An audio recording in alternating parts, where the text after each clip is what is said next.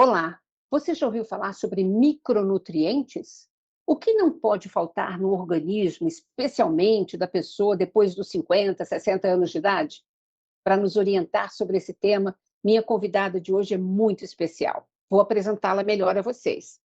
A doutora Silvia Franciscato Cozzolino, ela é nutricionista pela USP, mestre e doutora em ciência dos alimentos pela USP, foi chefe do Departamento de Alimentos e Nutrição da Faculdade de Ciências Farmacêuticas da USP, coordenou pós-graduação, presidiu também a Sociedade Brasileira de Alimentação e Nutrição e o Conselho Regional de Nutricionistas da região 3.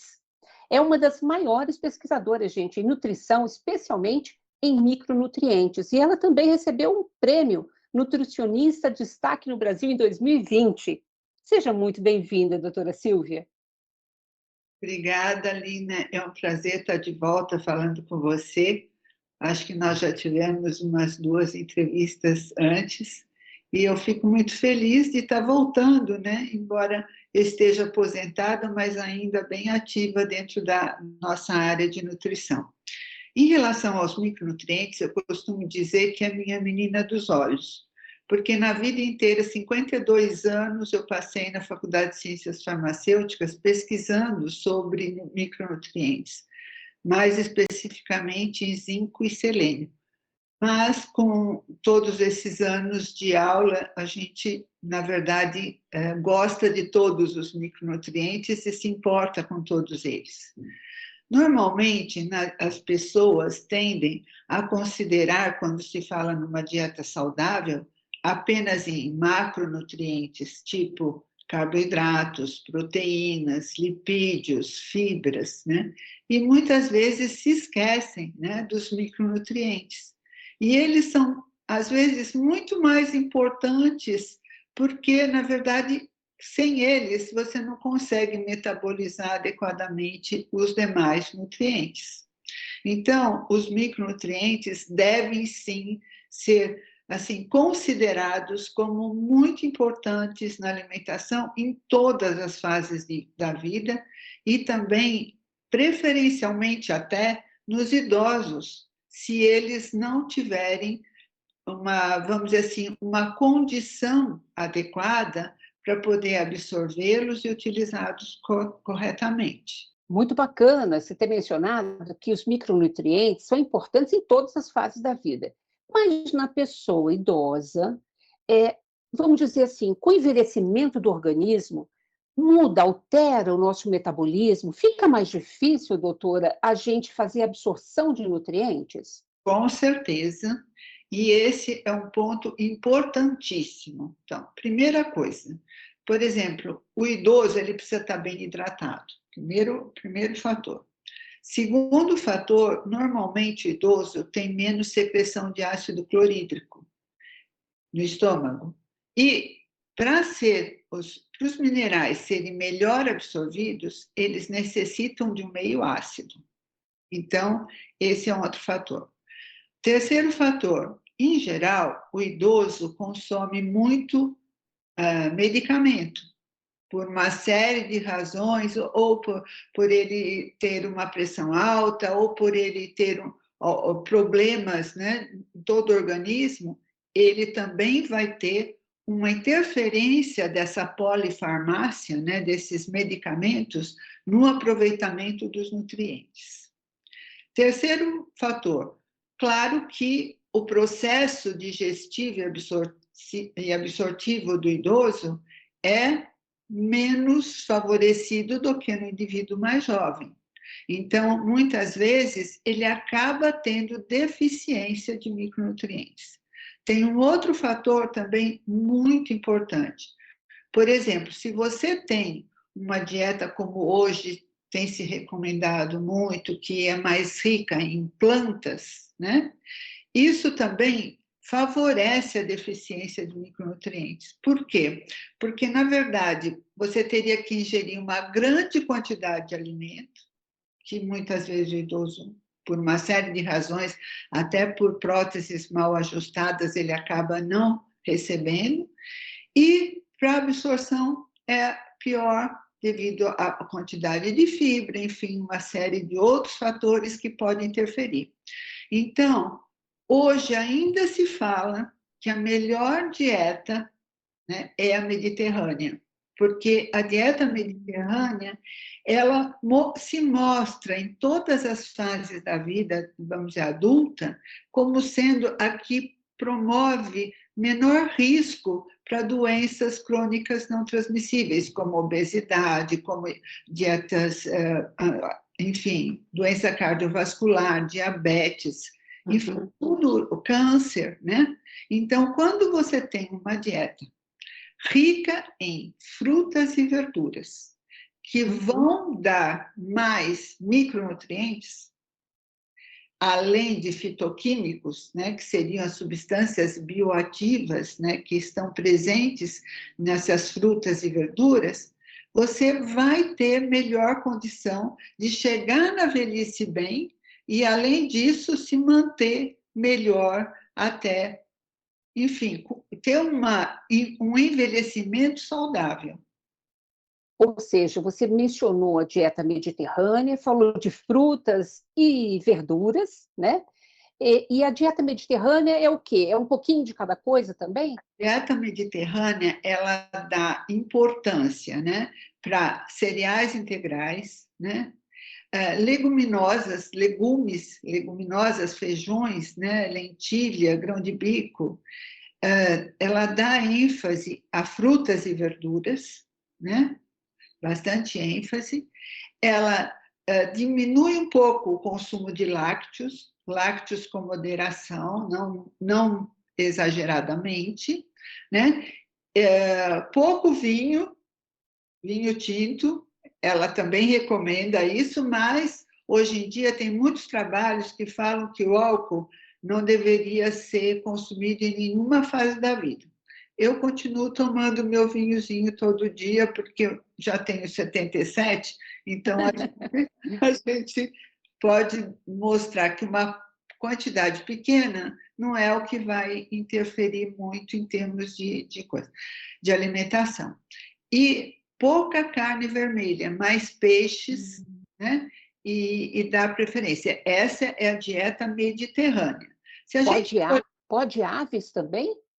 Pode também, mas não em quantidades exageradas. Por exemplo, nós que gostamos muito de um churrasco, né? Se for consumir, consuma, por exemplo, uma vez por mês, 2 vezes por mês, no máximo, porque a gente sabe que a carne no churrasco ela é mais cancerígena, né? Isso é muito sabido e a gente tem que considerar isso.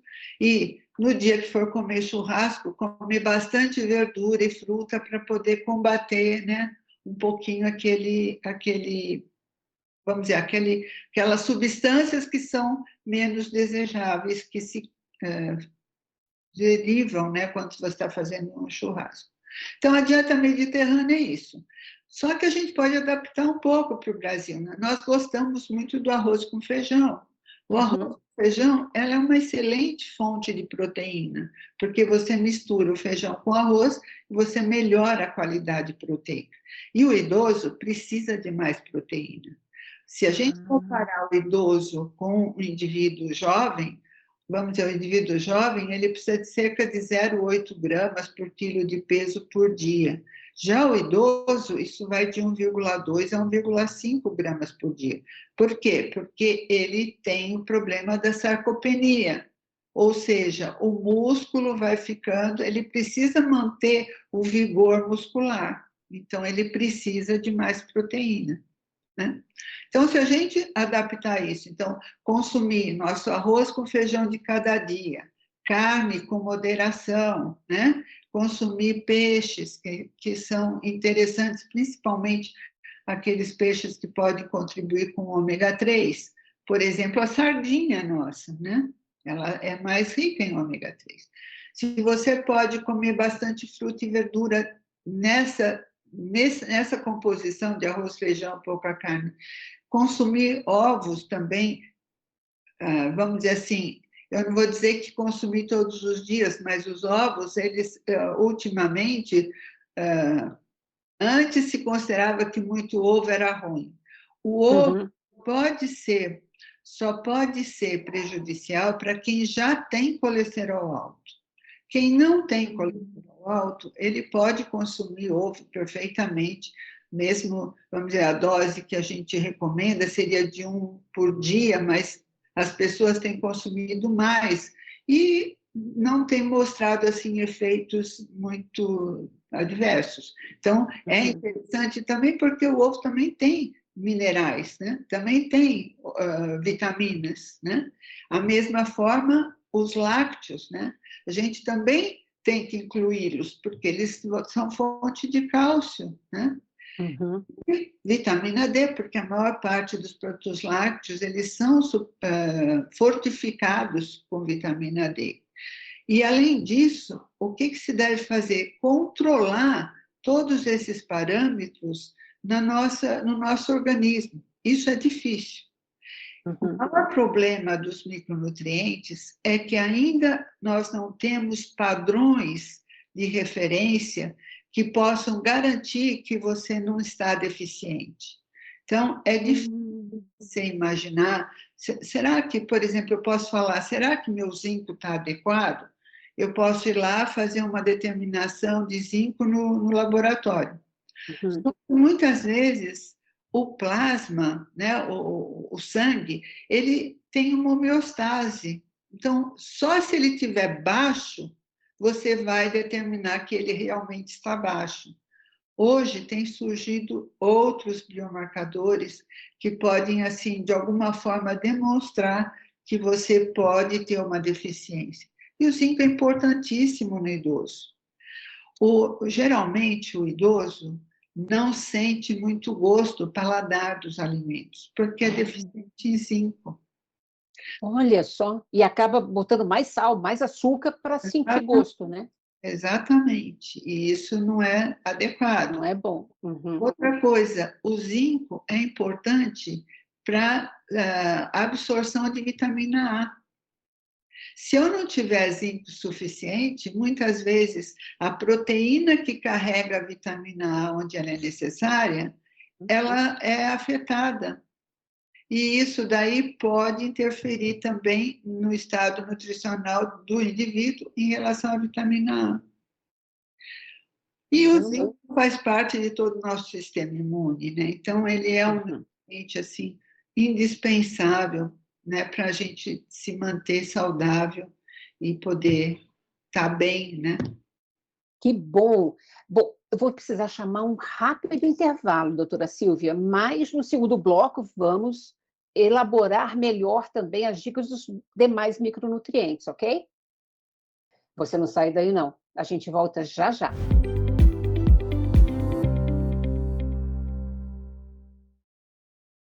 Caso você queira enviar perguntas ou sugestões, é só apontar o seu celular no QR Code que está aparecendo aí na sua tela.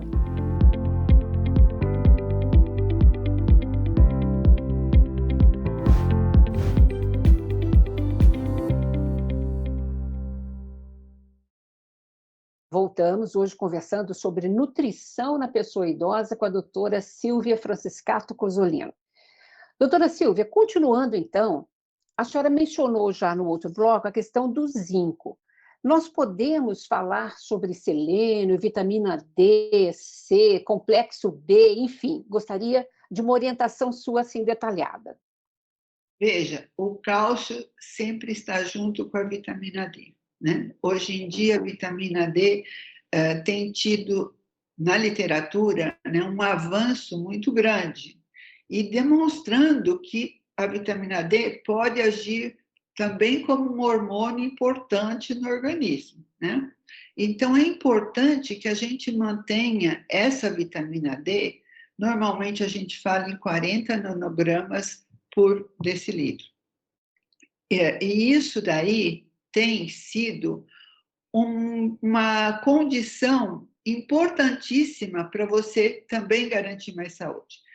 O idoso, ele não consegue sintetizar a quantidade de vitamina D que os jovens conseguem por meio da luz solar, né? A gente sabe que a incidência da luz UVB na pele pode levar à síntese pelo organismo da vitamina D.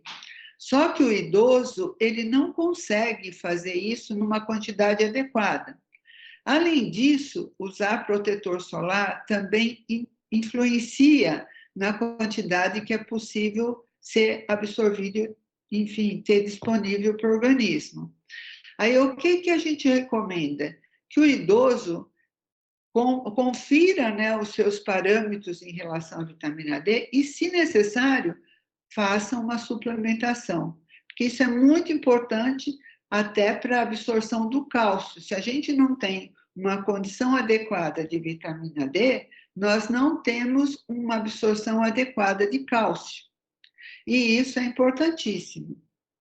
E, doutora Silvia, a vitamina C, ela também é importante, principalmente no organismo mais velho, vamos dizer assim? Sim, sim, a vitamina C, além de participar do sistema imune, ela também é importante até para o aproveitamento de outros minerais, por exemplo, o ferro, né? Se a gente tem uma fruta cítrica numa refeição que você tem, por exemplo, uma fonte de ferro, você absorve melhor esse ferro. Então, o ferro também é um nutriente importante, nós não podemos deixar o idoso ter anemia. Só que tem outra coisa, o excesso de ferro também não é bom. O excesso de ferro também pode aumentar os radicais livres e isso daí não ser bom. Já o selênio, né, que atua junto com a vitamina E como um poderoso antioxidante do organismo, ele vai estar atuando também protegendo eventualmente. Então, vamos supor, se você tem uma geração alta de radicais livres. Veja, muitas vezes as pessoas falam mal dos radicais livres, mas muitas vezes eles são importantes também, porque eles estão lá também para defender de alguma coisa que está acontecendo errado no organismo. Só que você precisa ter um balanço entre aquilo que está se formando e aquilo que pode estar, vamos dizer assim, diminuindo o excesso. Então, no caso, selênio e vitamina E, junto também com a vitamina C, eles podem atuar dentro desse sistema, vamos dizer, dentro desse metabolismo, né? Diminuindo essa geração de radicais e favorecendo a manter o organismo em balanço, né? Perfeito. O selênio também tem um fator importante no idoso. Nós fizemos um trabalho que inclusive ganhou até um prêmio, esse trabalho lá de a tese do ano, que foi de uma minha orientada, e ela estudou a suplementação com castanha do Brasil, castanha do Pará, também conhecida, né? Que diminuiu, né? Vamos dizer assim, que favoreceu a diminuição do risco das pessoas terem déficit cognitivo.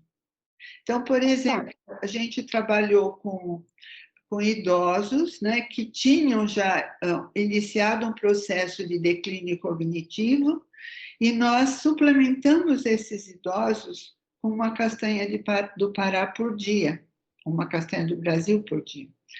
E eles melhoraram a memória de curto prazo e outros parâmetros que indicaram que a gente poderia estar, de alguma forma, retardando, né, esse efeito que levaria, eventualmente, para um Alzheimer.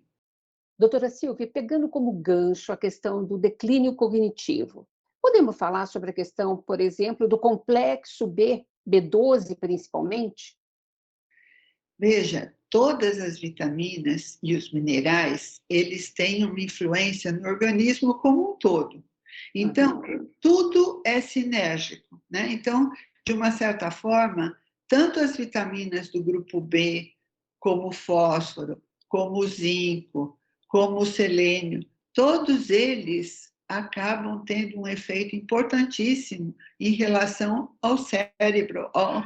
Vamos dizer assim, quando você está bem alimentado, quando você recebe os nutrientes que você necessita, o teu organismo funciona de uma forma mais balanceada. E mais um problema importante que eu vou levantar agora. Tem uma relação muito importante, você já deve ter ouvido, cérebro com o intestino. E, no caso do idoso, a microbiota intestinal, ela pode ser muito afetada, principalmente pelo uso excessivo de medicamentos, pelo tipo de alimentação que esse indivíduo recebe, se ele consegue manter, vamos dizer assim, todas as funções adequadas. Então, tudo isso influi, não existe um nutriente só que vai fazer a diferença. Quando a gente fala em micronutrientes, nós estamos falando de vitaminas, de minerais como um todo. No caso, a B12 e o ácido fólico, eles também são importantes e eles também têm muitas outras funções importantes em todo o organismo e também no desenvolvimento, quer dizer, no funcionamento cerebral. Então, não existe assim, vamos dizer assim, eu falar para você, olha, a B12 vai fazer isso, o selênio vai fazer isso, na verdade, o fósforo vai ter essa função. Quais são os nutrientes que mais interferem em relação a isso? São todos. São todos. É importante, se você puder passar como dica também, que alimentos a gente consegue encontrar, né, esses micronutrientes que são muito importantes para a gente incluir na dieta diária nossa. Veja, quando você fala, eu falo, né, mais rico em plantas, principalmente eu estou pensando em compostos bioativos além dos micronutrientes. Quando eu falo, por exemplo, de zinco, a melhor fonte de zinco são as ostras. Você acredita? Olha só. Fora isso, você encontra nos cereais integrais, você encontra na carne vermelha. A carne vermelha é uma fonte de zinco, cereais integrais. Então, essas são as principais fontes de zinco. E, muitas vezes, você também encontra hoje, né, suplementos à base de zinco. Né? Só que o importante, o excesso de... Veja, quando você fala em recomendação de nutrientes, muitas vezes você fala em recomendação de nutrientes para indivíduos saudáveis. Hoje em dia, está se fazendo tem vários pesquisadores que estão trabalhando no sentido de ver recomendação de nutrientes em casos de doença. Então, por exemplo, eles têm demonstrado que em alguns casos de doença você precisa consumir muito mais do que aquelas doses que são recomendadas. Só que muitas vezes também você tem que tomar cuidado, porque essas megadoses, muitas vezes, podem interferir no aproveitamento de outros micronutrientes, de outros nutrientes. Então, por exemplo, tem um estudo que mostrou que 50 miligramas de zinco poderia diminuir o risco de infecções. Só que 50 miligramas de zinco são quase 2 vezes o valor máximo que é recomendado como nível tolerável de ingestão. Então, nós temos que tomar cuidado e ver, por exemplo, sempre consumir durante a vida inteira uma dieta adequada, que é o melhor de tudo para você chegar na velhice numa situação melhor, para precisar de menos medicamentos, para ter menos risco de infecção, para interferir. Já que você chegou nessa terceira idade, vamos dizer, e você já tem comorbidades, vai precisar avaliar quais seus parâmetros bioquímicos que eventualmente poderiam indicar que você tem alguma deficiência e tratar de suplementar aqueles nutrientes que você sabe que são importantes para você ter uma vida saudável e manter a tua saúde. Esse é o objetivo principal da alimentação na velhice, ou seja, você conhecer o teu organismo e avaliar a tua dieta, o que ela está trazendo para você, o que você pode estar incluindo para poder melhorar né? E com Uhum. os alimentos. Então, no caso, por exemplo, eu falei do zinco, né? Então, o zinco tem mais numa fonte proteica. Se você pensar a vitamina A, também ela é importante numa fonte proteica, porque você já tem a vitamina A formada. Mas, Uhum. se você tiver também carotenoides, que estão lá nas plantas, né? Amarela escura, verde escura, amarelas, né? Vermelhas, você também vai ter outros carotenoides que podem gerar a vitamina A. Então, eu sempre falo, né? Consultar um especialista, Exato. né, que possa te orientar na tua condição particular qual seria o melhor tipo de dieta. E Maravilha. E nós estamos chegando no final. Eu queria um recado final seu. Infelizmente, nosso tempo acabou. não, olha, eu fiquei muito feliz, Lina, como sempre, de estar falando com você, né? Estou à disposição e fiquei feliz de estar falando aqui com você. E recomendo que todos os idosos pensem na sua alimentação. Hoje em dia, eu queria só dar um recado, que às vezes eu fico chateada. Eu vejo na internet muita gente falando coisas absurdas, tipo, você tem que tomar suco verde de manhã, você tem que tomar, fazer isso, fazer aquilo. Não, eu acho que a alimentação é pensada como um todo, sempre com moderação, você consumindo de tudo, o mais variado possível e saber os teus limites em relação àquilo que eventualmente pode não ser tão adequado. Só isso. Só isso. Isso é muito precioso. Muitíssimo obrigada, viu, pela sua participação, doutora Silvia. Lhe admiro muito, viu? Né? Obrigada. Muito obrigada a vocês também que nos acompanham por aqui. Continuem nos seguindo no YouTube e nas redes sociais. Rede Câmara São Paulo, sua conexão com a política da cidade. Beijo grande, muito obrigada e até a próxima.